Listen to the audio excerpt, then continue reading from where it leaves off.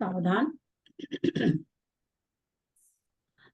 अथ मध्याह्निक स्वाध्याय प्रतिष्ठापन वेलायां श्री सुभक्ति कायोसर्गम कुर्वेहम्।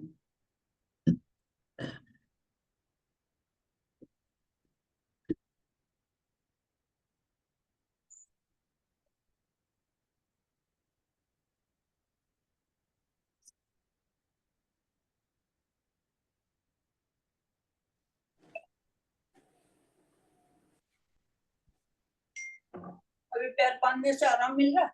एक बार तो लगता तो ही है। कोटिशतम्रादश्चोकोट्यो लक्ष्यानि श्रुतितत्कानि चैव पञ्चाशदष्टो सहस्रसङ्ख्या मेतच्युतं पंचपदं नमामि अरहन्तभासि यत्तं गणहरदेवीं गन्धियं सर्वं प्रणमामि भक्तियुक्तो सुधनानमोहयं शीर्षा इच्छामि भक्ति सुधभक्ति काउसको कौतुसलं सम्नान सम्मान अंगोबं पैने पाहुडै परियं योग्या तुलिया चेव सुतै धम्म का निच कालम अच्छेमी पूजेमी बंदामी नमस्सामी दुख को कम को वैलाओ सुगई गमनम समाहि मरणम जिनपुन संपत्ति हो मचम। अथ मध्याह्निक स्वाध्याय प्रतिष्ठापन वेलायाम श्री आचार्य भक्ति कायोसर्गम कुर्वे हम।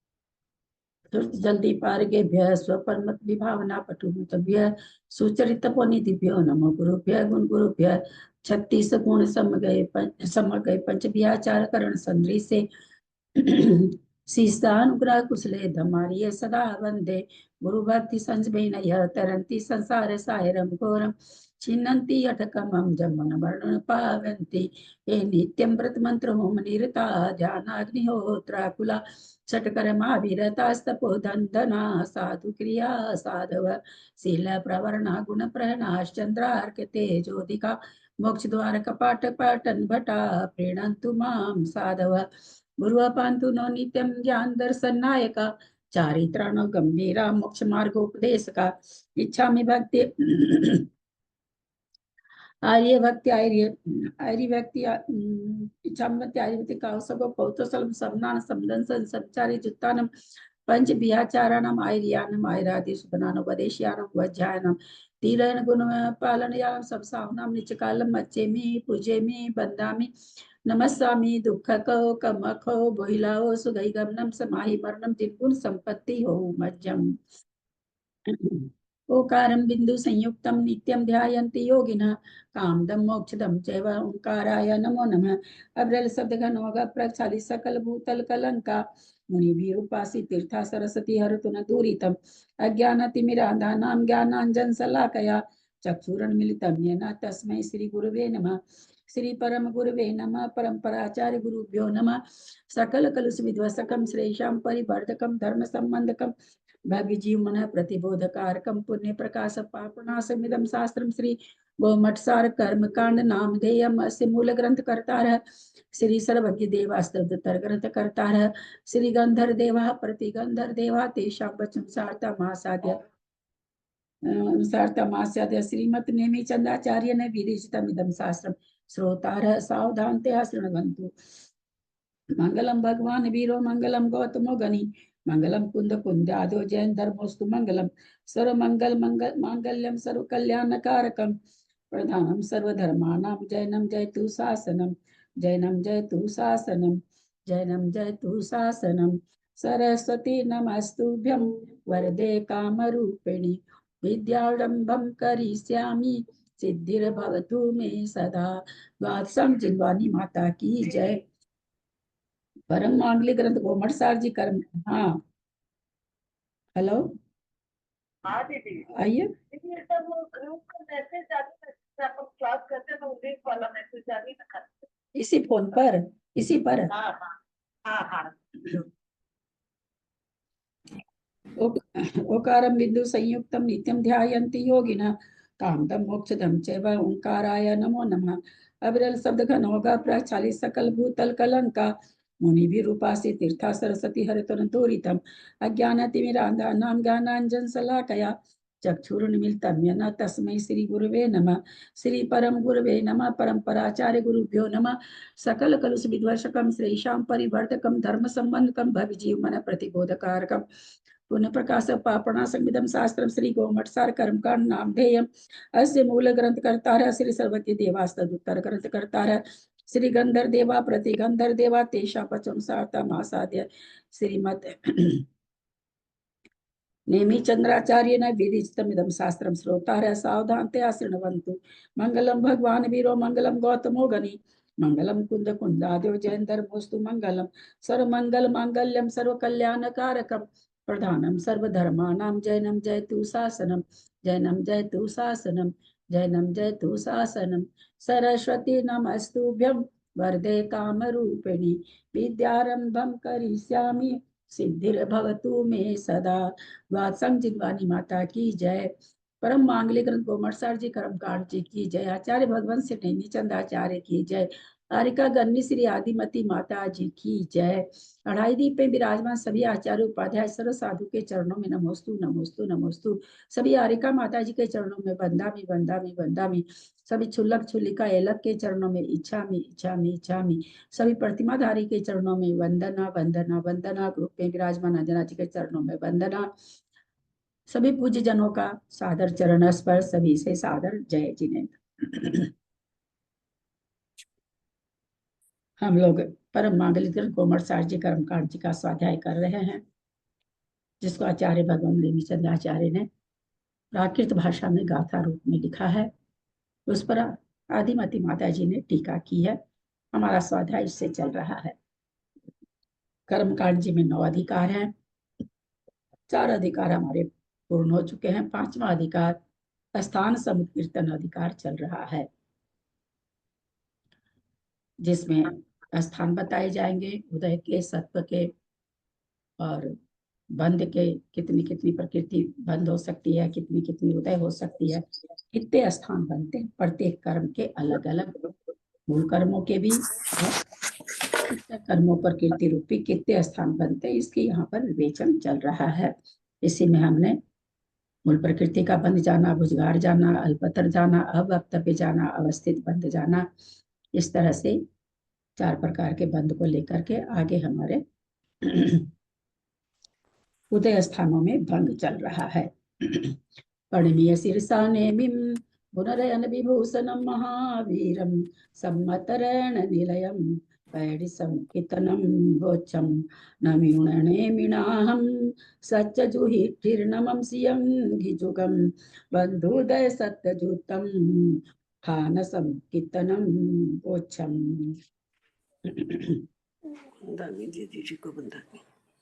दीदी, जो कल का YouTube था ना, उसमें कर्मकांड नाम तो आ रहा है, लेकिन है ना उसमें पद्म पुराण आ जा रही है कल का YouTube में। अच्छा, तो हम लोग क्या वो परसों अटेंड नहीं किए थे, तो कल अटेंड नहीं किए तो देखे तो उसमें वो पद्म पुराण आ जा रहा है। नाम कर्मकांड है लेकिन वही। और भाभी जिस दिन आपने क्लास ली थी ना, वो सबने छुट्टी सुनाई थी, वो भी नहीं आ रही है उसमें वो रिकॉर्ड। तो खैर हमने ली दी थी, वो तो रिकॉर्डिंग करी नहीं थी। उसकी उस दिन रिकॉर्डिंग नहीं करी थी मैंने। अच्छा, हम उसे देख रहे थे। एक चलो भाभी आप पढ़ाएंगे तो एक थोड़ा सा मुझे पूछना था आपसे। प्रणाम ललिता जी, सभी बड़ों को प्रणाम, सभी से जय जिनेन्द्र। पूछ लो क्या भाभी, या देना पूछो? दीदी जी को प्रणाम, सबको जय जिनेन्द्र, सबको जय जिनेन्द्र। दीदी जी को प्रणाम। क्या बोल रही हैं? मुझे ना एक थोड़ा सी शंका आ गई, इसमें पूछना चाह रही हूँ। आप जो पढ़ा रहे हैं ना 471 पेज पे ही है, इसमें इन्होंने सासाधन गुण स्थान में 12 योग बताए, तो 12 योग कैसे बताए? मैं कल पढ़ रही थी।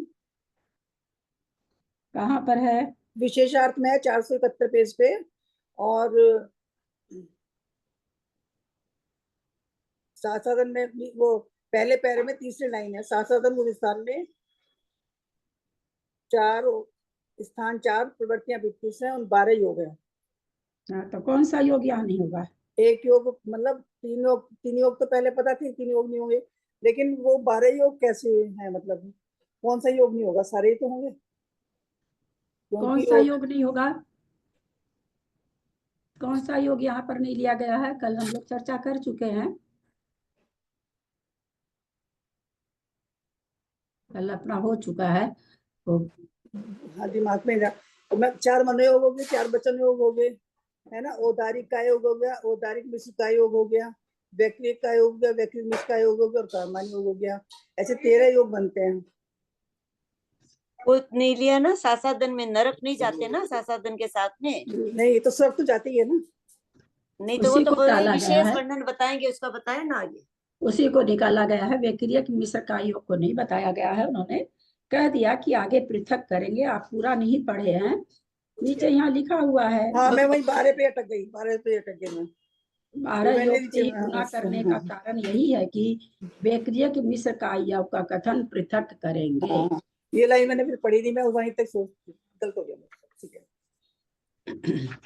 दीदी, ये बेदक रहित कैसे घटेंगे? इसमें कौन सा सिद्धांत लागू होगा? बेदक हाँ? रहित, क्या चीज? बेदक रहित, हाँ, बेदक रहित एक भंग बना ना। बेदक साहित्य तो समझ में आया, सम्यक प्रकृति का उदय है तो शायद, लेकिन और रहित में कौन सा सिद्धांत घटित होगा? हमें समझ में नहीं आ रहा। वेदक रहित कौन सा बनेगा? बताइए, कौन हाँ, बताएंगे? मैं बताती हूँ। क्षायिक इसमें ना सम्यक उत्तम दृष्टि, और क्षायिक, उत्तम और क्षायिक बनेगा। हाँ, क्षायिक सम्यक दृष्टि की अपेक्षा ठीक है, ठीक है, ठीक है, क्षायिक की अपेक्षा और उपसम की अपेक्षा बताया था दीप उपसम भाभी की ने। अपेक्षा, उपसम की ठीक, अपेक्षा भी अपेक्षा। बनेगा। वहां पर ठीक, सत्व में है पर उदय में नहीं है, इसलिए उपसम की ठीक, अपेक्षा भी बनेगा। ठीक, ठीक, ठीक। हम लोगों ने कल गाथा नंबर 496 पढ़ी थी। विशेषार्थ उसका नहीं लिया गया था, आज विशेषार्थ लेते हैं गाथा पढ़ के। इस बार का प्रश्न पेपर ही हम्म, खुशी इस बात ही हुई कि मोस्टली बिना देखे किया था इस बार। मतलब जो बहुत अच्छा, समझा हुआ था इस बार अच्छा अच्छे आया है। से, सरल था तो सबके नंबर अच्छे ही आए हैं इस बार तो। कई लोगों को फुल नंबर आए हैं। अच्छा आया, हाँ, पेपर सबका अच्छा हमारे गया। तो 71 ही आए। कोई आ बात गए नहीं। क्या? हाँ, नहीं कोई बात नहीं, पर खुशी नंबर इस आ बात गए? की हुई कि जो समझ में आया बिना देखे जो किया ना, उसका लगा कि अब लगा कि कुछ आया है। कर्मकांड के नंबर आ गए क्या? एक चीज त्रिशला जी के प्रश्न पर एक बात कहना चाहूंगी सभी के लिए, हाँ, है ना। त्रिशला जी अभी क्या पूछे? रिजल्ट आ गया क्या, नंबर आ गया क्या, कुछ ऐसे बोले। मैं और ये चीज मैं चाहती हूँ कि आप लोगों में भी हो।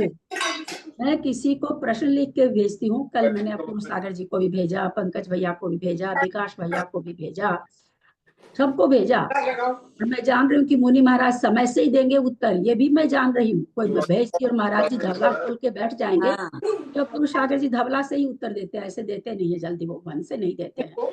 लेकिन सेक्टर फिर 21 है। सेक्टर कौन सा है? इनके यहाँ से इतनी आवाज आ रही है। किसी के यहाँ खुला है। चक्रेश भाभी, आपके यहाँ से आ रही है क्या? थोड़ा नहीं नहीं, मेरे यहाँ नहीं आ रही जी। आवाज किसके? और तो सबका बंद है, केवल आपका ही खुला है, सबका बंद दिख रहा है। तो लेकिन उसके बाद भी, है ना त्रिशला जी, खास करके सुनिएगा। लोग जो शिकायत कर देते हैं, मतलब हम ये नहीं कहते कि नहीं करना चाहिए, इसका मतलब ये नहीं। मैं बार बार नमन जलाटे का खोल के देख रही हूँ, बार बार विकास जी का मैसेज आता है, मैसेज में जाके देख रही हूँ। एकदम अंदर से उत्साह कि क्या उत्तर आएगा।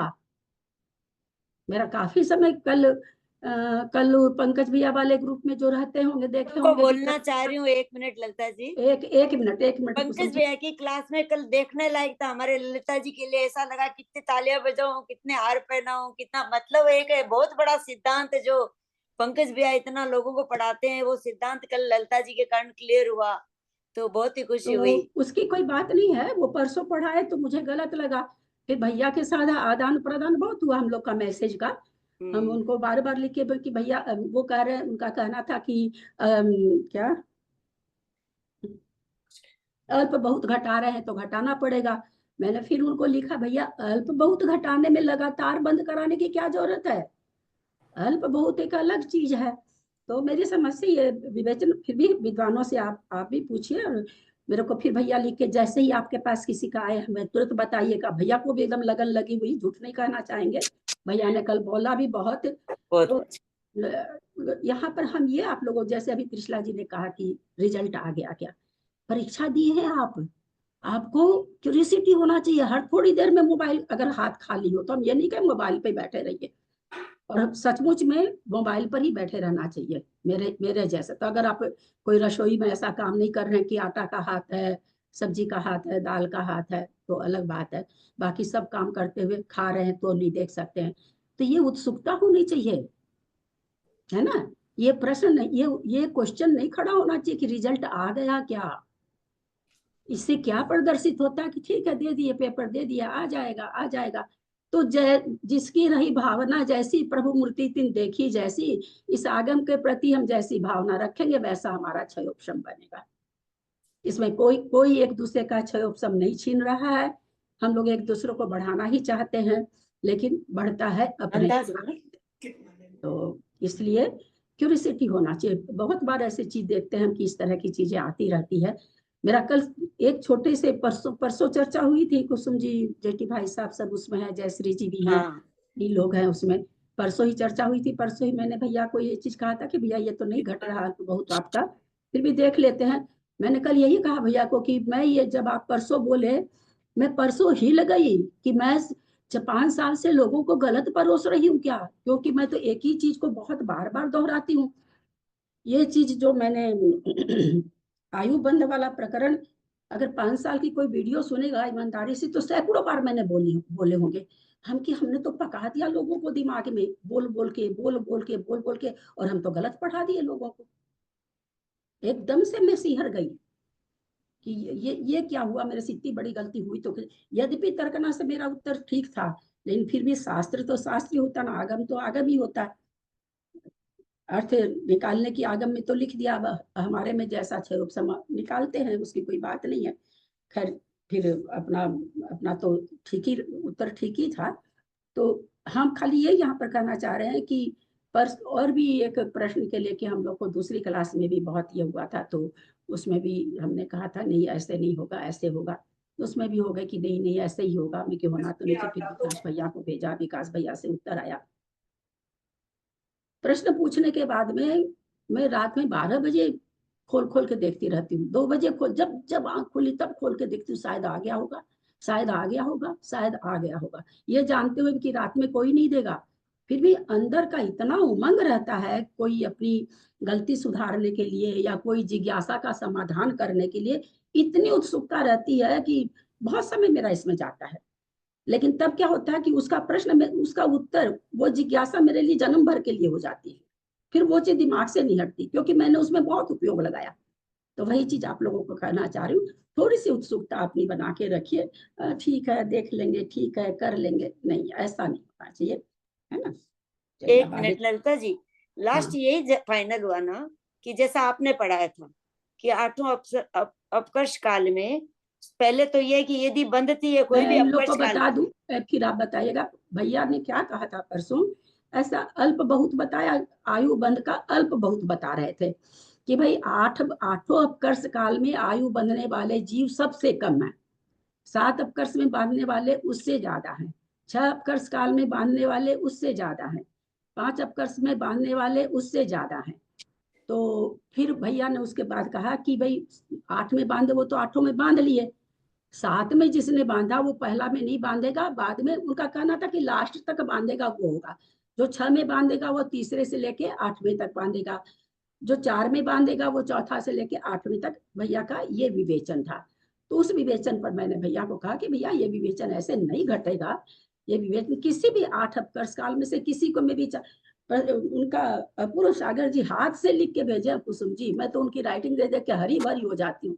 खूब तो आशीर्वाद दे करके, और आप बहुत सही चिंतन करती हैं, बहुत कुछ लिख करके हाथ से लिख के वो फोटो खींच के भैया भेजे, उनकी राइटिंग आई है, भैया ने फोटो खींच के भेजा। तो वही भैया को मैंने कहा कि भैया मेरी समझ में ये चीज ऐसे नहीं होनी चाहिए, 4 में बंधने का मतलब 8 अपकर्ष में से किसी में बंधना। क्या हानि हो रही थी, तर्कना से क्यों नहीं घट रहा था, इसलिए नहीं घट रहा था, इसका मतलब तो 7 अपकर्ष काल में वैसे के वैसे परिणाम नियम से होंगे। नहीं, परिणामों का नियम कोई नहीं कह सकता कि कंटिन्यूटी में हो ही जाएगा। हो रहा है, 8 बार आयु बंध रही है, 7 बार बंध रही है, हो रहे हैं परिणाम आयु बांधने के। लेकिन आप इसको ऐसे नहीं कह सकते कि 4 बार हो रहा तो चारों बार कंटिन्यूटी में हो जाएगा, तब तो फिर परिणाम का ठहराव हो गया। कि ये चीज मेरी तरकना से, मैं ऐसे ही सबको पढ़ाई हूँ, आप लोग को बराबर पढ़ाई हूँ। 8 में से किसी भी 4 बार हो सकता है, 8 में किसी भी अगर ज्यादा बार करे तो, 1 बार करे तो भी किसी में भी कर सकता 8 में से। ऐसा मैंने नहीं आप लोग को पढ़ाया कि पहली बार कर लेगा 8वीं बार। हाँ, 8 बार जो नहीं करेगा वो असंक्षेपाधा काल में करके ही मरण होगा, ये बताया गया। तो मैंने यही बताया आप लोग को कि किसी भी 8 अपकर्ष में से किसी में भी कर लेगा। तो भैया जब ऐसे ये कर दिए तो मैं तो सिहर गई एकदम से कि मैंने तो सबको गलत पढ़ा दिया। 5 साल से लोगों को ठूस दिया दिमाग में, बोल बोल के एक चीज बोलती भी तो बहुत बार हूं ना मैं। तो फिर हुआ कि भाई देखा परसों, तो फिर हुआ कि भाई देखते हैं। मैं ठीक है भाई, हम भी पूछते हैं विद्वानों से। फिर मैंने अपूर्व सागर जी को भेजा, पंकज भैया को भेजा, विकास भैया को भेजा, सबको भेजा भी। तो कल भैया बोले कि धवला, मेरे पास भैया का मैसेज आया कि धवला में मिल गया। तो मैंने कहा भैया मैंने तो धवला जी से बोला, क्योंकि मैं जैनन सिद्धांत कोश से पढ़ी हूँ और जैनन सिद्धांत कोश में धवला का ही प्रकरण है ज्यादा। तो मैंने तो उसी से कहा था कि भैया मैं धवला से ही बोली थी आपको। बहुत खुश हुए भैया, बहुत ही खुश हुए। नाम भी मांग रहे थे कौन से ग्रंथ से पढ़े आपसे, कि वो उनको भेज दीजिएगा। लेकिन ये तो फाइनल हुआ ना कि जो 8 अपकर्ष काल में चाहे 2 बार 4 बार 1 बार बंधे अगर आयु, तो जो सबसे ज्यादा उम्र होगी वही रहेगी ना। हाँ, ये तो जो सबसे ज्यादा उम्र रहेगी वही रहेगी। अपकर्षण कभी भी हो सकता है, दो अपकर्ष काल के बीच में कभी भी हो सकता है। उत्कर्ष जब होगा, आयु बन रही तभी होगा। ये सारे सिद्धांत तो अपनी जगह बैठ के वैसे हैं, पर किसी भी अपकर्ष काल में आयु का बंध हो सकता है। 4 बार कर रहा तो भी 8 में से पहली बार हो गया, दूसरी बार नहीं हुआ, तीसरी बार नहीं हुआ, चौथी बार फिर हो गया, फिर 5वीं बार भी हो गया, फिर 6ठी बार नहीं हुआ। मतलब उसको फिक्स नहीं कर सकते। हाँ, अगर फिक्स करेंगे तो ये भी हो जाता है कि मतलब 8 में परिणाम होंगे ही वैसे सेम, तो कैसे हाँ, मतलब सेम आयु बंद के परिणाम एक जैसे कैसे हो सकते हैं हर समय। एक सिद्धांत और है कि अगर आयु बंद हम लोग कर रहे हैं, आयु बंद अगर हो रही है, सॉरी, अगर आयु का अपकर्ष काल पड़ा और आयु बंद के लायक अगर परिणाम हो गए, नियम से बंधेगी, ये भी सिद्धांत है। ठीक होता है ना कई बार कि परिणाम तो हुए नहीं बंधी, ऐसा भी आदमी भाई क्यों नहीं बन रही भाई आयु 8 वर्ष काल में। तो यही आप लोग को बताएगा कि वैसे परिणाम ही नहीं होते हैं, वैसी लेस्या होनी चाहिए, वैसे परिणाम होना चाहिए। लेकिन अगर खुदा ना खास्ता वैसे परिणाम होते हैं तो चाहे कम ज्यादा अलग बात है, पर आयु बंधेगी अवश्य। ऐसे वो अपकर्ष काल माथे के ऊपर से खाली नहीं जाएगा, ये भी नहीं है। दीदी एक प्रश्न था मेरा इसके बारे में। एक मिनट। अब इसी में एक सिद्धांत और पढ़ा हुआ तो मेरा पहले का भी था, आप लोग को मैंने कभी बताया नहीं, परंतु उस दिन मैंने भैया को हाईलाइट किया तो भैया मेरे आधा बोलने पर भैया आगे बोल गए। मतलब वो जान रहे थे, पर वो भी अपनी क्लास में नहीं बताए किसी को, और मैं भी आप लोग को नहीं बताई थी। पहले शुरू में इसलिए नहीं बताया कि थोड़ा सा कठिन लगा था मेरे को। अब इधर में कोई आयु का प्रकरण आता तो शायद बताते। आयु पहले समय में जो बंध रही है, बाबूजी ध्यान दीजिएगा, जैसे अभी मेरी आयु बंधी, अभी 20 कोड़ा कोड़ी 20 सागर की बंधी, 8:01 समय पर अपकर्ष काल पड़ा, परिणाम अच्छे थे, 20 सागर की बन गई। आयु कितने समय तक बनती है? अंतर्मुहूर्त तक। अंतर्मुहूर्त तक। अंतर्मुहूर्त में समय कितने होंगे? वो कितने भी हो सकते हैं, आवली से 1 समय ऊपर और उसके पहले असंख्यात समय होंगे, असंख्यात समय होंगे। इसका उत्तर यही है। असंख्यात कितना बड़ा भी हो सकता, असंख्यात समय होंगे। यानी आयु कितनी बार बंधेगी? असंख्यात बार बंधेगी, क्योंकि प्रति समय कर्मों का बंध हो रहा है। उस असंख्यात समय तक 8 कर्म बंध रहे हैं। अब हमने अभी 20 कोड़ा कोड़ी की आयु बांध, 20 कोड़ा कोड़ी में समझ में नहीं आएगी, चलिए किसी लेते हैं 33 सागर के, कोड़ा कोड़ी नहीं, सॉरी, आयु में कोड़ा कोड़ी नहीं होता। 33 सागर की किसी ने आयु बांध ली, नरक की या देव की कोई भी। अब दूसरे समय में भी, अब असंख्यात समय तक बांधेगा आयु को। अब दूसरे समय में भी वो 33 सागर अगर बांधता है तो 33 सागर से तो बेसी आयु उदय में आती नहीं है। तो पहले समय वाली तो पहले समय में आके खत्म हो जाएगी। दूसरे समय जो 33 सागर बांधे वो कहाँ उदय में आएगी? उसके आगे तो समय नहीं ना, आयु नहीं ना, उससे ज्यादा तो प्रत्येक समय आयु कम 48 मिनट असंख्यात समय तक जो निरंतर बंदी आयु है, असंख्यात समय, प्रत्येक समय। इसलिए 2 तरह का आयु में बंध है, अवक्तव्य और अल्पतर। आयु में भुजगार बंध नहीं है, तो अल्पतर बंध है और अवक्तव्य। अवक्तव्य तो इसलिए कि आयु का बंध रुक गया था, फिर से होने लगा, इसलिए अवक्तव्य बंध है। और अल्पतर बंध है, अगर अल्पतर बंध नहीं होगा तो अभी 100 वर्ष की बंधी, अगले समय में 100 वर्ष एक समय की बंधी, अगले समय में 100 वर्ष 2 समय की बंधी, तो आयु उसी समय असंख्यात समय बढ़ जाएगी, जो कि ऐसा होता नहीं। तो घट घट के बंद होती है। पहले समय में जितनी बंधी है उससे प्रत्येक समय, क्योंकि अंतर्मुक्त काल तक बंध रही है, प्रत्येक समय असंख्यातमा भाग कम हो करके बंधेगी। अच्छा, असंख्यातमा भाग यानी एक एक समय 2 समय असंख्यात से भाग दे करके जितना आएगा उतना उतनी कम हो करके बंधेगी। हम लोग सब जानते हैं कि आयु कम बंधे ज्यादा बंधे, पर वास्तव में होती कौन सी है? जो सबसे ज्यादा बंधी होती है। तो सबसे ज्यादा मान लीजिए कि 100 वर्ष की बंधी थी, उसके बाद कम होती होती बंधी, तो बंधी काम में कौन सी आएगी? आयु 100 वर्ष आएगी। और प्रत्येक समय में स्थिति प्रकृति अनुभाग सब पड़ रहा है, जैसे आयु कर्म का प्रत्येक समय बंद हो रहा है असंख्यात समय में। स्थिति कम हो रही है, अनुभाग तो हाँ, कुछ वो भी हो स्थिति सकता कम है, बेसी जो भी ज्यादा भी हो कम सकता है, कम भी हो सकता है। अनुभाग के लिए कुछ नहीं आया। हाँ, ठीक। अनुभाग ज्यादा भी हो सकता है, कम भी हो सकता है। दीदी स्थिति बढ़ नहीं सकती है, खाली कम ही होती है, ऐसा ऐसा है क्या सिद्धांत है? नहीं, बढ़ सकती है। एक अपकर्ष काल में आपने शुरू के समय में जितनी आयु बांधी, उससे उस अपकर्ष काल में ज्यादा नहीं बंधेगी। अगले अपकर्ष काल में आप बांध सकते हो। हाँ, एक अपकर्ष काल में आयु का बंध दो ही तरह का होता, अवक्तव्य और अल्पतर। अल्पतर बंद होता, भुजगार बंद नहीं होता। ठीक है, ठीक है, आज और ज्यादा क्लियर हो गया ये। हाँ, बहुत अच्छे से। हाँ, बोलिए जेठी। हाँ, एक मिनट त्रिशला जी। हाँ, बोलिए जेठी भाई साहब। 2 अपकर्ष कालों के बीच में जो समय रहता है जहां आयु घटती है, अपकर्षण होता है, आयु तो घटती का मतलब यहाँ क्या समझ रहे हैं कि घटती ही है, ऐसा नहीं है। अपकर्षण हो सकता है, क्योंकि अपकर्षण के लिए हमको बंध की जरूरत नहीं होती। हम लोग पढ़ के आए हैं, 10 करण हम लोगों ने पढ़ा, तो उत्कर्षण के लिए तो बंध की जरूरत है। किसी भी प्रकृति को उत्कर्षण करने के लिए तो उस कर्म का बंधना जरूरी है, पर अपकर्षण करने के लिए कर्म का बंधना जरूरी नहीं होता है। तो 2 अपकर्ष काल के बीच में आयु का अपकर्षण हो सकता है। जो बंधी हुई आयु है उसका, जितनी आयु नहीं, बंधी तो है वो जो आयु घटती है, हाँ, वो जो आयु घटती है उसका कोई सिग्निफिकेंस, कोई महत्व ही नहीं रहेगा ना, क्योंकि आयु तो हमेशा जो ज्यादा से ज्यादा बनी है उसको वही आएगी उदय में। अपकर्षण काल में जो अपकर्ष होगा उसका महत्व है। अपकर्ष काल के अंदर मान लीजिए पहले अपकर्ष काल में आपने 100 वर्ष बांधी थी, दूसरे अपकर्ष काल में 80 बांधी, तो 100 ही मान्य होगा। अपकर्ष काल में अगर आयु घट के बन रही है तो 8 थोड़ा सा म्यूट करें, मेरे को बहुत जोर आ रहा बोलने में। 8 अपकर्ष काल में जो सबसे ज्यादा आयु बंधी होगी, चाहे 8वां अपकर्ष काल में बंधी हो, मान लीजिए आपने 8वें अपकर्ष काल में आयु बंधी किसी जीव के, किसी में 70, किसी में 80, किसी में 50, और 8वें अपकर्ष काल में उसने 120 बांध ली, तो वो 120 मान्य होगी। जो घटने वाले जो आप कह रहे हैं ना, अपकर्ष काल में जो घटेगी, अपकर्ष काल के अंदर जो घटेगी उसका कोई मूल्य नहीं है। अपकर्षण जैसे 120 बांधी, उसके बाद अपकर्षण काल में हमने उसको 2 अपकर्ष काल के बीच का जो समय था मान लेते 10 वर्ष था। उस 10 वर्ष में हमने क्या किया कि 100 वर्ष की आयु बांधी थी, हमने घटा के 70 कर ली, तो अब हमारी आयु 70 मान्य है।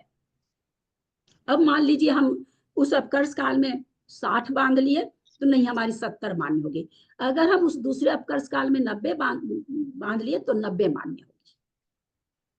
नहीं, अपकर्ष काल के बीच में जो आयु घटती है, हाँ, उसका क्या होता है?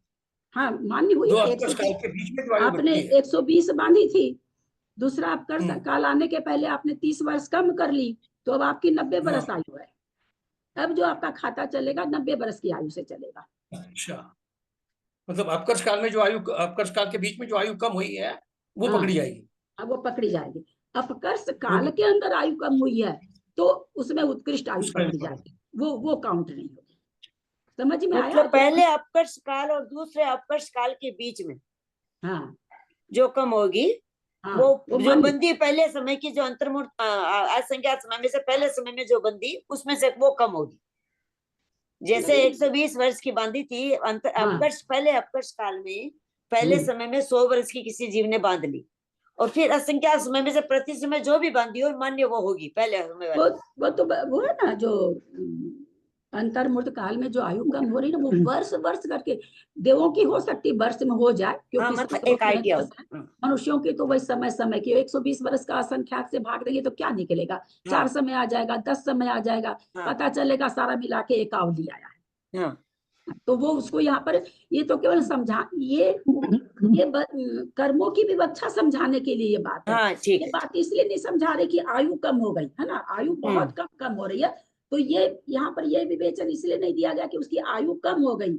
यहाँ ये विवेचन इसलिए दिया जा रहा है कि भाई एक समय में जो आयु बांध लिया पहले, उसके बाद अल्पतर बंध होगा, तो अल्पतर कितना असंख्यात्मा पद, असंख्यात से भाग दीजिए, जितनी आयु बंधी है उसको असंख्यात से भाग दीजिए, तो 1 समय 2 समय 4 समय ऐसे आएंगे। मनुष्यों के त्रियंचों के तो देवनार्कियों के ज्यादा हो सकते हैं, वर्ष में भी हो सकते हैं। तो यहाँ पर तो 2 अपकर्ष काल के भीतर जो अपकर्षण हो रहा है, दूसरा अपकर्ष काल आएगा तो घट करके जितनी आयु बची उतनी आयु मान्य की उसके बाद वो नहीं बांधा है ना। उसके बाद 7 अपकर्ष काल आए, पहले अपकर्ष 2 अपकर्ष काल के बीच में उसने 90 वर्ष कर ली थी, उसके बाद 7 अपकर्ष काल और आए, उसने कुछ नहीं बांधा, तो आयु कौन सी हो गई, 90 वर्ष हो गई। लेकिन ये 90 वर्ष की कब हुई, अपकर्षण में, अपकर्षण करके 2 अपकर्ष काल के भीतर एक अपकर्ष काल आया, 81 वर्ष जब लेते हैं अपने लोग, तो 54 वर्ष में पहला पड़ता है। हाँ, फिर उसका 27 वर्ष में पड़ता है क्या, 17 हाँ जो भी पड़ता है, तो 54 से 27 बीच का 2 अंतर्मूर्त का बीतने के बाद जो काल है उसमें अपकर्षण होगा। अपकर्ष काल में अपकर्षण नहीं होगा, अपकर्ष काल का अपकर्षण काउंटेबल नहीं है, होता तो है, किसी अपकर्ष काल में 100 बांधा, किसी अपकर्ष काल में 90 बांधा, किसी अपकर्ष काल में बांधा, तो जरूरी नहीं है, मान लीजिए बांधा कोई, किसी में 80 बांधा, तो जो सबसे ज्यादा बांधी हुई होगी वही काम आएगा। तो इससे क्या पारिशेष न्याय से क्या निकल गया कि अपकर्ष काल में जो आयु, अपकर्ष काल समझ रहे हैं, आयु बंधने का काल, तो ऐसे बोलेंगे तो ज्यादा ठीक रहेगा। आयु बंधने के काल में अगर आयु कम बंधती है पहले से, या उस जो बंधी है उससे बाद में ज्यादा बंध जाती है तो ज्यादा वाली ही काउंट होगी, वो कम वाली काउंट नहीं होगी। ठीक है। लेकिन 2 अपकर्ष काल के भीतर जो समय है, 10 वर्ष है, 20 वर्ष है, जितना भी किसी का समय है, 2 अपकर्ष काल के भीतर पड़ रहा, उसमें अगर किसी ने अपकर्षण हो नियम नहीं है, अगर कोई अपकर्षण कर लेता है तो जितना दूसरे अपकर्ष काल के पहले वो जितनी आयु 120 वर्ष बांधा था, 30 वर्ष उसने अपकर्षण कर लिया, किसमें, 2 आयु बंधने के काल के बीच वाले समय में, तो 30 वर्ष कर लिया, तो अब 90 वर्ष उसके काउंट होगी। अब मान लीजिए दूसरे अपकर्ष काल में वो अब 90 तो हो गया, दूसरा अपकर्ष काल पड़ा, वहां उसने 110 बांध ली, तो 110 काउंटेबल हो जाएगी। अब 90 है, मतलब जो आयु बंध के निषेध 2 पार्ट गया, जो 3rd पार्ट में जो बचा था उसमें यदि दूसरा अपकर्ष काल आ गया, पहले अपकर्ष काल में आयु बंध रही है, बाद में दूसरे अपकर्ष काल में जो बची हुई है उसका यदि दूसरा अपकर्ष काल आया, तो वहां जो आयु बंधी वो उसमें माइनस होगी पहले वाली। हाँ, मान लीजिए 90 वर्ष बच गई, और दूसरे अपकर्ष काल में आपने 100 वर्ष बांध ली, तो अब आपकी आयु 100 वर्ष हो गई। और मान ली दूसरे अपकर्ष काल में आपने बांधी तो सही, 70 बांध ली, तो 90 काउंट होगी। ठीक दीदी, इसका मतलब ये हुआ कि हम जो ये एकांक से समझ रहे थे कि आठवां अपकर्ष काल में जो अधिक से अधिक आयु बांधी हुई है वो कंसिडर की जाएगी, या तो वही तो करी जा रही है, वही तो करी जा रही भाई साहब, ये तो एकांत नियम है। अब 2 अपकर्ष काल के बीच में जो आयु कम हुई है, हाँ, उसके अगले अपकर्ष काल में यदि उससे कम आयु बनती है तो वो आयु पकड़ी जाएगी ना। समझो पहले अपकर्ष काल में तो ऐसे भी हाँ, अब सुनिए, पहले उसने 120 बांधी, अपकर्ष में उसने 90 कर ली, दूसरे में उसने 70 बांधी, तो भी तो 120 ही मानी जाएगी, 70 थोड़ी मानी जाएगी। तब भी तो मान लीजिए उसने अपकर्षण नहीं किया, बीच में अपकर्षण नहीं किया किसी चीज ने, 120 बांधा था, अब 70 बांधा, तो 120 काउंट होगी। लेकिन उसने 120 को घटा के 90 तक ले आया था, और अब 70 बांध रहा, तो 90 काउंट होगी। ये जो 90 तक लाया वो पहले अपकर्ष में थोड़ी लाया है, पहले अपकर्ष काल के बीच में नहीं लाया, वो पहले दूसरा 2 अपकर्ष काल के भीतर के समय में लाया, हाँ हाँ ठीक है। बीच के समय में। तब लेकिन वो नहीं होगा क्या जो मैक्सिमम 120 बांधी थी, भले ही उसको अपकर्षण कर करके, जैसे 120 पहले समय में बांधी, पहले अपकर्षण काल में, फिर उसने 90 70 75 जो भी बांधी, तो 120 को ही तो मानेंगे ना हाँ, कि 120 जो को मानेंगे, मैक्सिमम बांधी थी। तो तो आप 120 बोले ही ना कि मानेंगे। अब 90, तो आप बोले ना कि अब 90 मानी जाएगी, मतलब अगर कोई अपकर्षण कर लेता तो अगर ऐसा होता तो 33 सागर की राजा श्रेणी के 7वें नरक की आयु बांधी थी ना। हाँ, और पहले तो पहले नरक की नरक कर में ली। आ गया 84,000 वर्ष में। तो 84,000 वर्ष उसने क्या किया, अपकर्ष काल के अलावा अपकर्षण करता रहा वो, और अपकर्ष काल में अगर बांधा भी होगा तो थोड़ी बांधा होगा। तो अपकर्षण कहाँ किया, वो अपकर्ष काल के बीच के समय में करके उसने 84,000 वर्ष कर लिया। 84,000 वर्ष उसकी आयु हो फिर गई। अपकर्ष काल का सिद्धांत बीच तो का समय कौन सा बता रहे हैं आप? 2 अपकर्ष के बीच में। हाँ, तो जैसे मान लीजिए एक अपकर्ष काल पड़ा 50 वर्ष में, दूसरा अपकर्ष काल बचा 25 वर्ष आयु बची, तब एक हम ऐसे हाँ। बोल रहे हैं। तो पहला अपकर्ष काल तो 50 वर्ष में पड़ा था, दूसरा 25 में पड़ा, तो 50 वर्ष जहाँ हुआ उसका अंतर्मुठ छोड़ दीजिए, वहां से लेकर के जब 25 वर्ष में जो अंतर्मुठ पड़ेगा उसके पहले तक ये अपकर्षण काल है, इसको अपकर्षण काल कहते हैं आयु का। बिना अपकर्ष काल के बीच का काल हो गया वो तो। हाँ, तो बीच के काल में अपकर्षण हाँ, होता तो है यही ना। तो क्लियर नहीं हो रहा था, बार बार ये समझ में आ रहा है, फिर गड़बड़ हो रहा है, तो भी ठीक है ठीक ठीक है ठीक। हाँ वो ठीक है।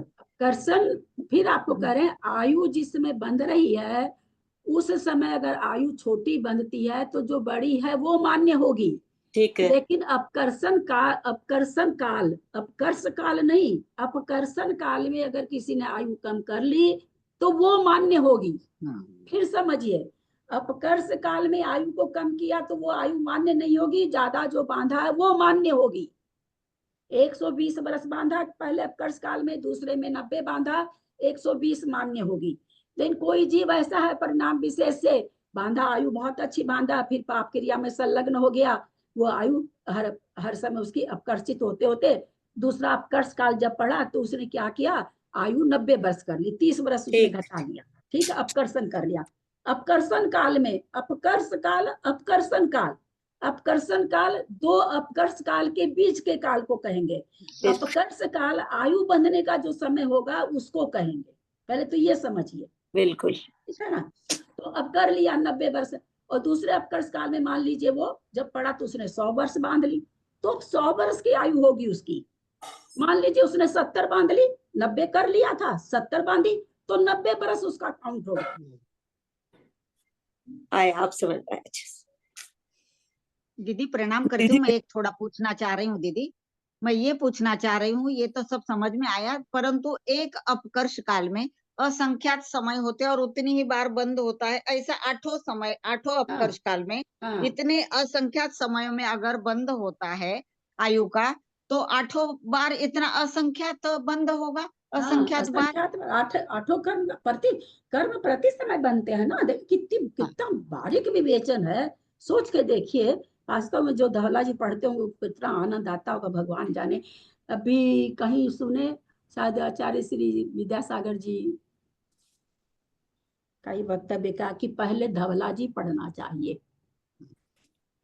क्योंकि इनमें तो भाई क्या इतना संक्षेप कर दिया कि हम लोग के पल्ले नहीं पड़ता है ना। तो महाराज लोग के लिए कह रहे थे, हम लोग के लिए थोड़ी कहेंगे, बेचारे बुद्धू आदमी सबके लिए।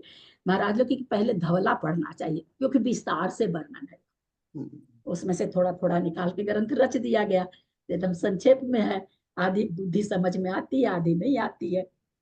अच्छा, एक चीज और पूछ रही हूँ, पहले अपकर्ष काल और दूसरे अपकर्ष काल के बीच में अपकर्षण कर लिया उन्होंने, आयु जो बांधी थी उसका, और समझ लो 100 की जगह उनकी 90 रह गई। तो दूसरे अपकर्ष काल से तीसरे अपकर्ष काल के बीच में भी कुछ होता है क्या? आठों अपकर्षण काल पूरा पूरी आयु 8 अपकर्ष काल के 8 अंतर्मुहूर्त छोड़ दीजिए, हाँ, बाकी सारा समय अपकर्षण काल है। अच्छा, अब इसको याद नहीं है। हाँ। एक चीज मैंने बहुत बार ये चीज कही थी, जब व्रतों की महिमा अपन करते हैं तब, लब्ध पर्याप्त की आयु बांधने वाला जीव 3 पल्ल की आयु बांध के भूमि में चला जाता है। मेरी आयु बंधी अच्छा परिणाम नहीं था, लब्ध पर्याप्त की बांध ली। उसके बाद बहुत देव पूजा, गुरु उपासना, गुरु उपासना, ध्यान धर्म बहुत किया। वो आयु बढ़ करके कब अपकर्ष काल में बढ़ेगी? ऐसे तो बढ़ेगी नहीं। अपकर्ष काल बचे हुए थे, उसमें बढ़ करके 3 पल्ले की हो जाएगी। कदाचित मैंने 3 पल्ले की आयु बंध गई, पता थोड़ी चलता अपने को, 3 पल्ले की आयु बंध गई। अब उसके बाद खूब हिंसा का काम कर रहे हैं, खूब भक्ष खा रहे हैं, गुरुओं को अंट संट बोल रहे हैं, निंदा कर रहे हैं, वो घट के लब्ध पर्याप्त की हो जाएगी। कहाँ ये सफर तय किया हमने? 2 अपकर्ष काल के बीच के अपकर्षण काल में हमने ये सफर तय किया कि 3 पल्ले से घटते हम लब्ध पर्याप्त में आ गए। और मात्र 8 अपकर्ष काल में हमने ऐसा सफर किया कि लब्ध पर्याप्त से 3 पल्ले की आयु में चले गए। लेकिन पहले जैसे आपने ये सिद्धांत नहीं बताया था कि 8 अपकर्ष काल में, जिस अपकर्ष काल में मैक्सिमम आयु बनती है, वो फिर मान्य होती है, मतलब तो वो तो होगी ना, वो तो ठीक है। कह रहे हैं ना। कहा तो 3 पल्ले से वो लब्ध पर्याप्त कैसे हुआ? जैसे उसने 3 पल्ले की बांधी, कैसे हुआ? एक मिनट 33 सागर से 84,000 वर्ष कैसे हुआ? हाँ, वो हुआ, वही तो कैसे होता है फिर वो 33 सागर वाली मान्य क्यों नहीं हुई? अभी क्या बताए कि अपकर्षण काल कितना है? हाँ, अब मान लीजिए 100 वर्ष की मेरी आयु है, 8 अंतर्मूर्ति निकाल दीजिए, उसमें आयु बंधने के 8 ही अंतर्मूर्त होंगे, मात्र 8 अंतर्मूर्त।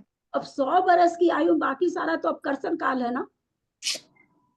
परिणामों से अपकर्षण होता रहेगा, उत्कर्षण जब भी होगा अपकर्ष काल में होगा, पर अपकर्षण अगर परिणाम विशेष से मान लीजिए हमने ऊंची आयु बांधी तो अपकर्षित होती रहेगी। यही नियम तो होती तो रहेगी, पर वो सिद्धांत का क्या हुआ कि जिस अपकर्ष काल में सबसे ज्यादा बांधी थी वो मान्य होता, वो क्या हुआ उस सिद्धांत का? अब घटते मान लिया 8वां अपकर्ष काल आ गया और आपने अपकर्षण बहुत किया या नहीं किया, मान लेते किया, करते करते आपने 20 वर्ष कर लिया और 8वें अपकर्ष काल में आपने 100 वर्ष की आयु बांध ली, तो 100 वर्ष मान्य होगा। या 20 वर्ष कर लिया, 25 वर्ष बांध ली तो 25 वर्ष मान्य होगा। 30 वर्ष बांध लिया तो 30 वर्ष मान्य होगा। अपकर्ष काल की बांधी हुई आयु जो अधिक से अधिक होगी वो मान्य। भाभी इसमें मैं एक बात बहुत अच्छे से समझ में आया। जैसे अभी आपने बताया 3 पल्ले क्या, मान लो उसे 3 पल्ले क्या आयु मनुष्य की बांधी और लब्धि पर्याप्त त्रियंची हो गया, ऐसा भी होता है? ये कौन कहता कि लब्ध पर्याप्त त्रियंच होता है? कहाँ से निकाल के लाते हैं? लब्ध मतलब जो मनुष्य आयु बंधी तो वो हर बार मनुष्य ही रहेगी ना, देव बंधी तो देवी रहेगी आयु ना। बदलती है क्या? लब्ध पर्याप्त जीव देव और नार की होते नहीं, मनुष्य त्रियंच होते हैं, तो मनुष्य त्रियंच में घटेगा तो नेचुरली मनुष्य आयु बांधेगा, दूसरी आयु तो मनुष्य का मनुष्य बांधेगा ना, त्रियंच का त्रियंच करेगा। मनुष्य जिसकी मनुष्य की आयु बंधी हुई है वो मनुष्य में ही घटा बढ़ा सकता है। हाँ, आयु थोड़ी बदलती है, तो त्रियंच में भी आयु में ही बढ़ा सकता है, यही मैं पूछ रही थी। हाँ, आयु नहीं बदलेगी, आयु नहीं बदलेगी ना, आयु थोड़ी बदलती। देव आयु हो, नरक आयु, जो आयु हो वही रहेगी, आयु बदलती नहीं है। आयु में संक्रमण उत्कर्षण संक्रमण नहीं होता, उत्कर्षण अपकर्षण होता है। चलें आगे। प्रकृति नहीं बदलती है, सिर्फ स्थिति अनुभाग बदलता है। प्रकृति नहीं बदलती, प्रकृति नहीं बदलती। हाँ, स्थिति अनुभाग बदल सकता है, बिल्कुल। स्थिति तो दीदी मेरे जो समझ में आया, मैंने लिखा, पढ़ के बताओ थोड़ा सा। हाँ बोलिए। सारे अपकर्ष कालों में जो ज्यादा आयु बंधी है वह मान्य होगी, वहां की कम आयु मान्य नहीं होगी। इसको ठीक करिए, सारे की जगह 8 लिखिए। 8 अपकर्ष काल में जिस अपकर्ष कालों में जो ज्यादा आयु बंधी है वह मान्य होगी।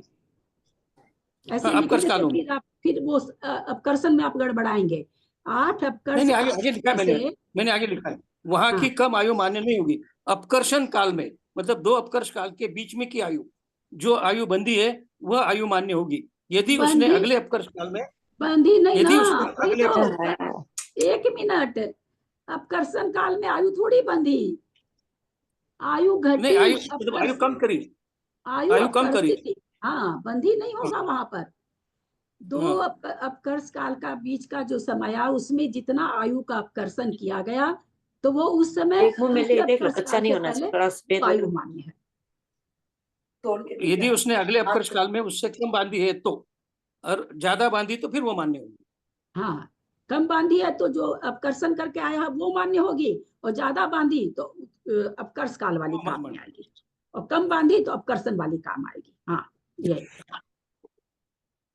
आया कि नहीं समझ में? भैया का तो 2 दिन से खाली यही चल ही रहा था, मेरा भी आज यही चला। बहुत अच्छे से समझ में आया मेरा दीदी, तो बहुत नहीं अच्छे से चला समझ में आया है। कि दीदी ये अपकर्षण वाली तो कम वाली मान्य होगी और अपकर्ष काल की जो उत्कृष्ट है वो मान्य होगी, ये बताया क्या मैं तो आपने? नहीं कहा अपकर्षण काल की कम वाली मान्य होगी, ये मैंने कहा अपकर्षण था। काल में जो कम, वो ही तो मेरे अभी तक नहीं क्लियर हो पा रहा है। एक बार वापस कितना बढ़िया से लास्ट उदाहरण से एक बार। समझा दी मंजू जी। बहुत अच्छा थोड़ा सा क्लियर हो जो गया। होता कब नहीं हमें समझ में आता है, मेरे साथ भी होता है।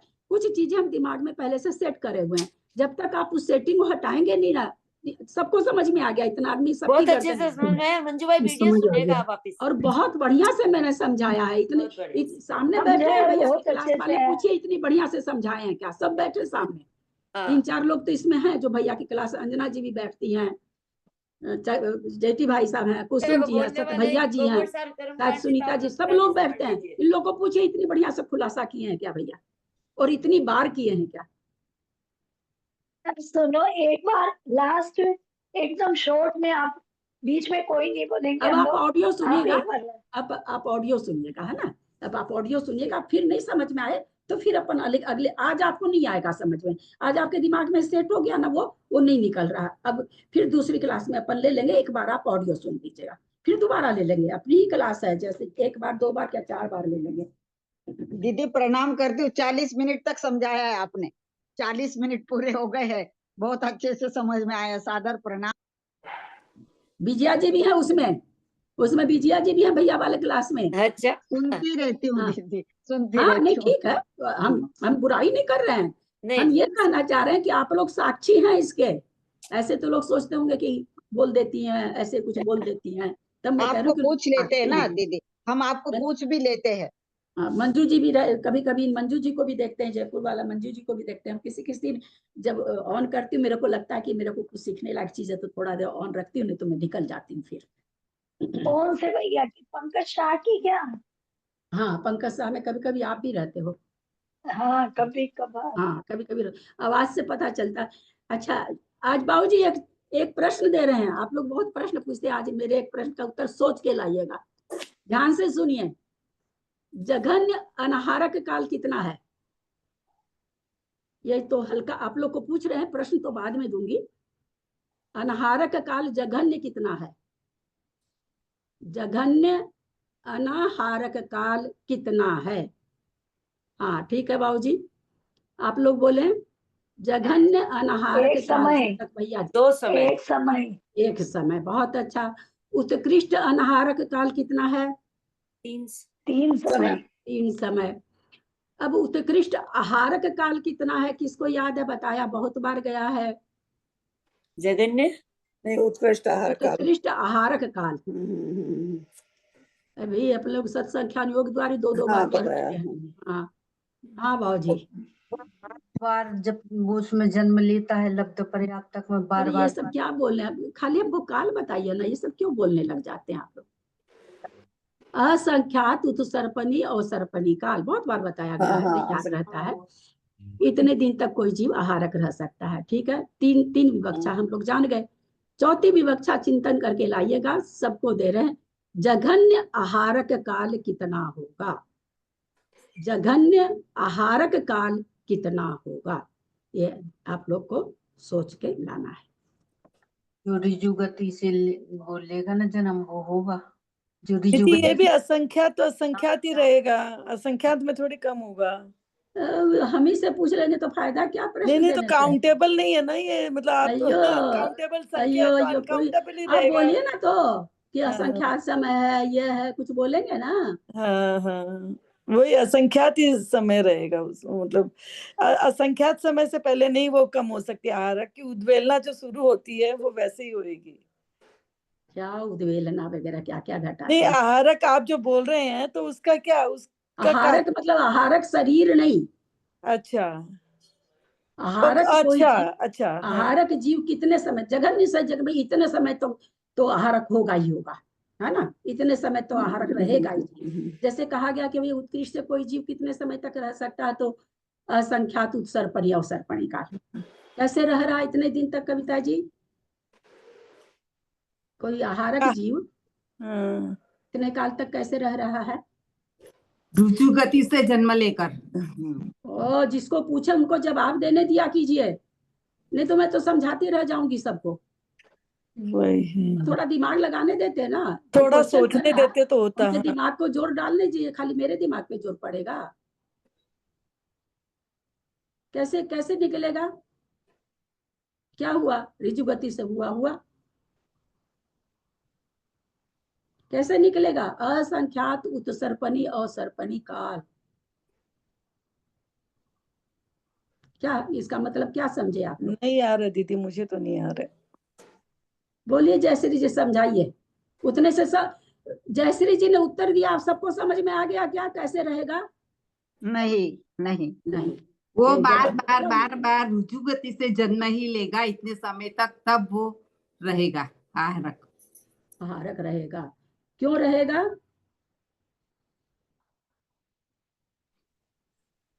आज आप अपने को छिपा क्यों रखी हैं? दीदी मैं बोल के देखो। नहीं नहीं, पहले उनको बताने दीजिए, जो उत्तर देते जी हैं जी उनको जी। देने दीजिए। क्योंकि रुचि गति से जन्म लेता है तो आहारक ही रहता है जी। यहाँ जन्म मरण किया, वहां जन्म लिया, तो आहारक ही रहता है। मतलब उस वहां पर दाल चावल खाने नहीं मिलता है? क्या मतलब? नौकर्म वर्गणाओं को ग्रहण करना। हाँ, ऐसे बोलिए कि असंख्यात उत्सर्पणी अवसर्पणी काल तक यह जीव नौ कर्म वर्गणाओं को लगातार ग्रहण करता रहता है। ऐसा एक समय भी नहीं आता कि जिस समय वो नौ कर्म वर्गणा को ग्रहण नहीं करता हो, है ना। तो अब हमने आप लोगों से जघन्य पूछा है कि भाई कोई कम से कम इतना देर तक तो आहारक रहेगा ही रहेगा, तो ये आप लोगों को सोच के आना है।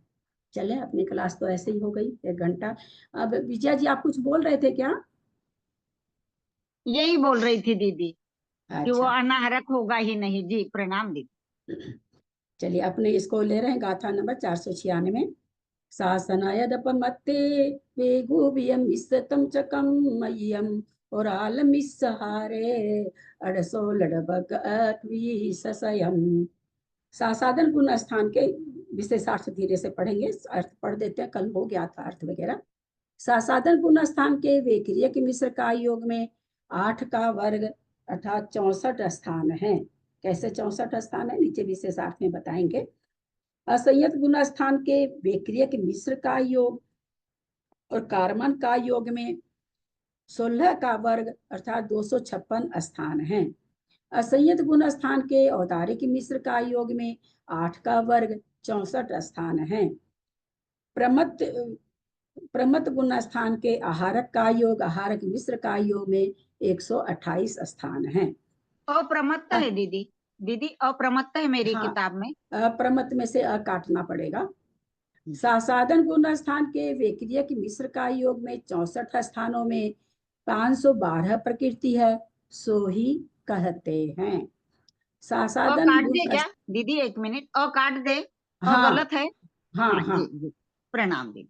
सासादन गुण स्थान संबंधी जो 4 कूट बनाए थे, बतलाए थे, उनमें 3 वेदों में से एक का उदय कहा था। सासादन गुण स्थान में तीनों वेद का उदय है ना। वेद का उदय 9वें गुण स्थान में खत्म होता है, तो 8वें गुण स्थान तक तो तीनों वेद का उदय है।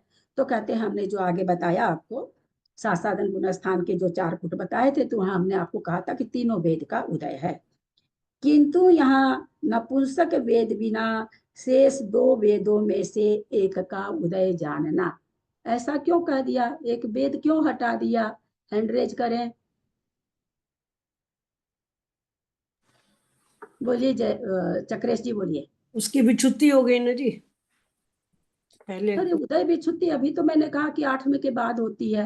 अब मैं कहाँ बताऊं? दिया है? मैंने बंद भी छुट्टी बता दिया, मैंने बंद भी मतलब छुट्टी। होता है, थोड़ा गड़बड़ होता है। हाँ मैं बताऊं ललिता हाँ जी? हाँ बोलिए। सासादन गुण स्थान बढ़ती नरक नहीं जाता है, और सिर्फ नरक ही हाँ साझा नपुंसक वेद ही होता है। नहीं तो और तो जा रहा है ना, देव क्या में तो चीज? जा रहा है, तो और दो में, तो देवों में नपुंसक वेद होता ही नहीं है। देवों में नपुंसक वेद होता नहीं है, तो इसीलिए यहाँ पर कह दिए कि नपुंसक वेद बिना। तो किंतु यहाँ नपुंसक जब एक वेद घटा दिए तो 24 बन रहा था, भंग 24 की जगह 16 बन जाएंगे, 8 भंग सीधे एक वेद का कम हो जाएगा। किंतु यहाँ नपुंसक वेद बिना शेष 2 वेदों में से एक का उदय जानना, या तो स्त्री वेद का उदय है या पुरुष वेद का उदय है। यहाँ 9 प्रकृति रूप 1, 8 प्रकृति रूप 2, 7 प्रकृति रूप 1, ऐसे 4 स्थान और उनकी 32 प्रकृतियां हैं। इनको 4 कषाय, 2 वेद, हास्य रति अरति शोक रूप 2 युगलों से परस्पर गुणा करने से 16 भंगों से गुणा करने पर 64 स्थान 512 प्रकृतियां होती है। यहाँ पर 9 प्रकृति रूप 8 8 8 8 और 7, 9 प्रकृति रूप में कौन कौन सी प्रकृति है त्रिशला जी? 9 प्रकृति रूप में मिथ्या तो चला गया, 4 तो कसाय हैं, वो कसाय है, एक 4 कसाय है, वेद है, और जी 5, और उसके बाद में भय वो अरति शोक में हास्यति में से एक है, और एक भय जुगुप्सा है। 9 हो गए। जुगुप्सा दोनों होगी तब 9 होगा। चलिए, इनको 4 कसाय, 2 वेद, हास्य रति अरति शोक रूप 2 युगलों को परस्पर में गुणा करने से 16 भंगों से गुणा करने पर 64 स्थान और 512 प्रकृतियां होती हैं। 16 भंग को 4 स्थान से गुणा किए तो 64 स्थान हो गया, प्रकृतियां 32 थी, 32 को क्या नाम है 16 से गुणा किए तो 512 प्रकृति हो गई। असंयत गुण स्थान संबंधी वेक्रियक मिश्र और कारमान का योग के पूर्व में कहे गए 8 कूटों में स्त्री वेद बिना 2 वेदों में से एक वेद का यहाँ उदय है। यहाँ एक वेद का उदय क्यों है भाई? हैंड राइज करें तो एक बार फिर से पढ़ती हूँ यह पंक्ति। असंयत गुण स्थान संबंधी वेक्रियक मिश्र और कारमान का योग के पूर्व में कहे गए 8 कूटों में स्त्री वेद बिना 2 वेदों में से एक वेद का उदय यहाँ है। एक वेद का उदय क्यों है?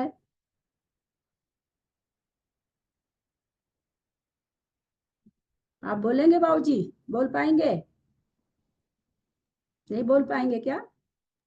सम्यक सहित है ना, सम्यक सहित है तो पुरुष का हो जाएगा। बहुत अच्छा। सम्यक तो सही, तो कोई अपर्याप्त अवस्था में भी दूसरा वेद नहीं होता। अपर्याप्त अवस्था में अगर सम्यक के साथ कोई जीव है विग्रह गति में, तो उसको केवल पुरुष वेद का उदय होगा, स्त्री वेद का उदय नहीं होगा। असंयत गुण स्थान संबंधी वेक्रियक मिश्र और कारमान का योग के पूर्व में, कारमान का योग किसमें हो रहा है? असंयत गुण स्थान में ही हो रहा है। दीदी एक मिनट, मैं ये पूछना चाह रही हूँ दीदी, यहाँ लिखा श्री वेद बिना 2 वेदों में से, यानी फिर नपुंसक वेद और पुरुष वेद लेना है क्या? नहीं, वो 2 वेद ऊपर कर दिया ना, उन 2 वेदों में से चल रहा है। हाँ, ठीक ठीक। 8 कूटों में स्त्री वेद बिना 2 वेदों में से एक वेद का उदय है। नहीं, वो ठीक आप कह रहे हैं, स्त्री वेद बिना नपुंसक और पुरुष, नपुंसक और पुरुष वेद की बात चल रही है यहाँ पर। तो नपुंसक वेद को इसलिए लिया जाता है कि असंयत सम्यक दृष्टि कहाँ जा रहा है? नरक में जा रहा है। तो नरक में जो जाएगा उसको अपर्याप्त काल में नपुंसक वेद का उदय रहता है, परंतु स्त्री वेद का उदय तो कैसे भी नहीं रहता। जी जी। अतः इन कूटों में 8 स्थान और 60 प्रकृति है। इनको 4 कसाय और स्त्री वेद बिना 2 वेद, हास्य रति अरति शोक रूप 2 युगलों को परस्पर गुणा करने पर 16 भंग बने हैं। एक वेद कम हो गया स्त्री वेद, तो 8 भंग कम हो गए। उनसे गुणा करने पर एवं 2 योगों से गुणा करने पर करके 256 स्थान और 1920 प्रकृतियां होती हैं।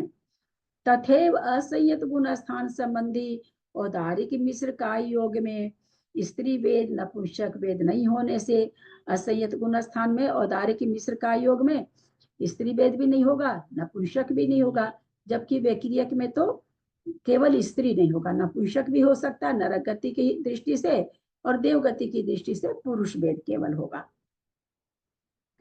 नहीं होने से पूर्वोक्त 8 कूटों में 3-3 वेद लिखे थे, उनके स्थान में एक पुरुष वेद ही जानना। इस प्रकार 8 कूटों के 8 स्थान और 60 प्रकृति को 4 कषाय 1 वेद पूर्वोक्त 2 युगल से गुणा करने पर जो 8 भंग बने, पहले 24 थे, 1 वेद गया तो 16 बने, 2 वेद गया तो 8 भंग बन गए। उनसे गुणा करके पुनः एक योग से गुणा किया तो 64 स्थान 480 प्रकृतियां हुई। प्रमथ संयत गुण स्थान के आहारक का योग, आहारक मिश्र का योग में स्त्री नपुंसक वेद रहित 8 कूटों के स्थान पर, यहाँ क्या हो रहा है? प्रमथ संयत गुण स्थान में आहारक शरीर का उदय आ रहा है ना? तो उदय आ रहा है तो इन्होंने क्या कहा कि स्त्री वेद नपुंसक वेद रहित, क्योंकि हम लोग जानते हैं कि आहारक द्विक का उदय और तीर्थंकर प्रकृति का उदय भाव से पुरुष वेद को ही होता है। यहाँ पर प्रश्न है, आहारक द्विक का बंध किस किस वेद में हो सकता है? बंध तीनों वेद में हो सकते हैं। और तीर्थंकर का? तीर्थंकर का इसका पुरुष वेद में ही होगा सिर्फ। पुरुष। बाबूजी कुछ बोलेंगे क्या?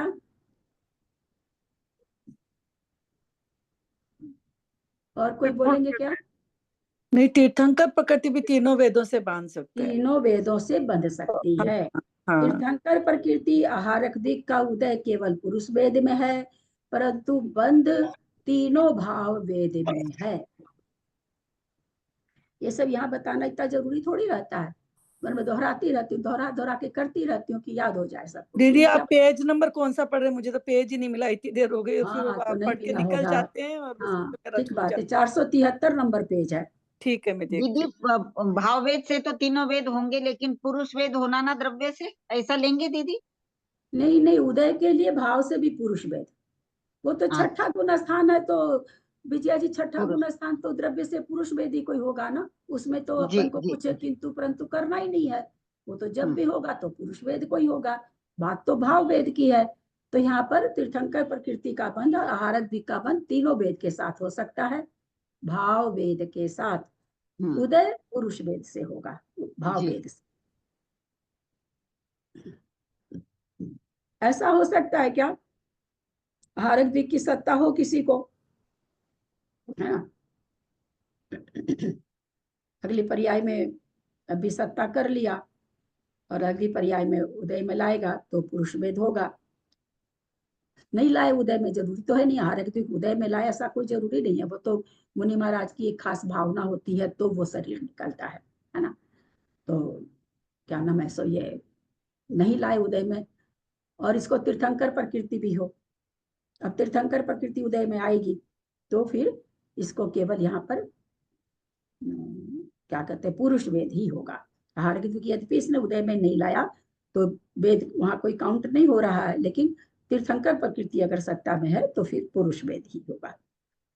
प्रमथ संयत गुण स्थान के आहारक का योग, आहारक मिश्र का योग में स्त्री नपुंसक वेद रहित 8 कूटों के 8 स्थान 44 प्रकृतियों के 8 भंगों से गुणा करके पुनः आहारक आहारक मिश्र का योग 2 योगों से गुणा करने पर 128 स्थान 704 प्रकृतियां होती हैं। सासादन असंयत प्रमथ गुण स्थान संबंधी उदय स्थान प्रकृतियों की योग की अपेक्षा संख्या को बताने वाली संदृष्टि। सासादन गुण स्थान 4 उदय स्थान प्रकृति संख्या जो यहाँ पर विशेषार्थ में की है उसी की संदृष्टि दे दी है। 32 प्रकृति है। वे क्रिया के मिश्र का योग में बता रहे, बाकी का योग तो उन्होंने पहले ही बता दिया है, वहां मिश्र नहीं बताए थे इसलिए यहाँ पर मिश्र बता रहे हैं। तो उदय योग स्थान 4 गुना 1, एक ही मिश्र का योग है इसलिए 1 से गुना किया। प्रकृति 22 थी, एक योग की बात है तो 32 का 32 प्रकृति रही। असंयत गुना स्थान में उदय स्थान 8 है, 2 योग के चलते 8 योग हो गया। वेकिरिया के मिश्र 8 उदय स्थान हो गया। वेकिरिया के मिश्र और कारमान 2 योग में यहाँ पर घटा रहे हैं। प्रकृति संख्या 60। 8 योग स्थान को 2 योग से गुना कर रहे हैं, 16 हो रहा है। 60 प्रकृतियों को 2 योग से गुना कर रहे हैं, 120 प्रकृति हो रही है। असंयत गुण स्थान में भी उदय स्थान 8 है। 8 उदय स्थान कैसे बन रहे हैं?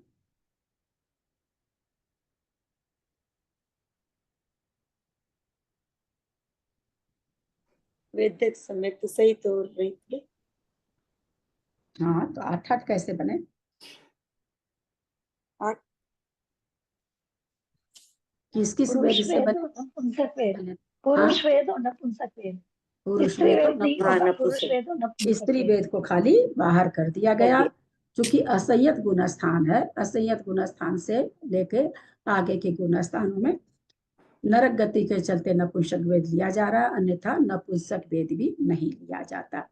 तो 8 असंयत में 8, औदारिक मिश्र में भी, और उदय स्थान 8, 60 प्रकृति से गुना किए एक योग को, औदारिक मिश्र का योग को, तो 60 हुए। प्रमत में भी 8 उदय स्थान है, 44 प्रकृति है, 2 योग कितने हैं? 2 हैं। 8 को 2 से गुना किए तो उदय स्थान 16 बन गए, और 44 प्रकृति थी, उसको 2 योग से गुना करे तो 88 हो गई। सासाधन, असंयत व प्रमत गुण स्थान, प्रमत इन 3 गुण स्थानों में उदय स्थानों की अपेक्षा भंगों की संदृष्टि। वही चीज फिर दे रहे हैं। सासाधन में उदय स्थान 4 है, प्रत्येक भंग में 16 है, 24 तो है नहीं, क्योंकि सासाधन गुण स्थान के साथ नपुंसक वेद नहीं बनता, तो यहाँ पर 64 भंग हो गए। असंयत गुण स्थान में उदय स्थान 16 है, सभी के भंग 16 है, स्त्री वेद के साथ नहीं है, इसलिए 16 गुना 16 256 हो गए। असंयत गुण स्थान में उदय स्थान 8 है, प्रत्येक के भंग 8 है, तो यहाँ 8 8 64 हो गया। प्रमत गुण स्थान में उदय स्थान 16 है, प्रत्येक के भंग 8 है, 16 गुना 8 128 भंग हो गए। इस तरह से यहाँ पर योग के माध्यम से सारे भंग बताए हैं। थोड़ा सा दीदी आपने असंयत के बाद संयत पढ़ा कि दोनों? मेरे में दोनों में असंयत लिखा हुआ है। असंयत ही है, संयत तो बनेगा ही नहीं ना। हाँ, तो असंयत के 2 अलग अलग कैसे बताए? दोनों के उदय स्थान है और दोनों का ऐसे कैसे बताया? एक में तो खाली पुरुष वेद ले रहे हैं, एक में पुरुष वेद नपुंसक वेद दोनों ले रहे हैं। दोनों ले रहे हैं, अच्छा, हाँ ठीक है। प्रकृतियों की अपेक्षा उपर्युक्त 3 गुण स्थानों में भंगों की संदृष्टि। सासाधन गुण स्थान में 32 प्रकृतियां हैं, प्रत्येक के भंग 16 हैं, 512। असंयत में 120 है, प्रत्येक के भंग 16 हैं, 1920 हो गया। असंयत गुण स्थान में प्रकृतियां 60 हैं, प्रत्येक के भंग 8, प्रत्येक के भंग 8 अतः 480। प्रमत गुण स्थान में प्रकृतियां 88 है, प्रत्येक के भंग 8 हैं, अतः 704। कुल मिलाकर के 3616 भंग हो गए। 4 गुण स्थान के केवल भंग बताए हैं वेद की अपेक्षा। रहने दें क्या? रहने अच्छा, दीजिए दीदी, आज आपकी तबीयत एकदम ठीक नहीं है, इतना बोले अभी वापस से आप। ऐसे लग रहा, पानी पीजिए आप एक बार उठ के।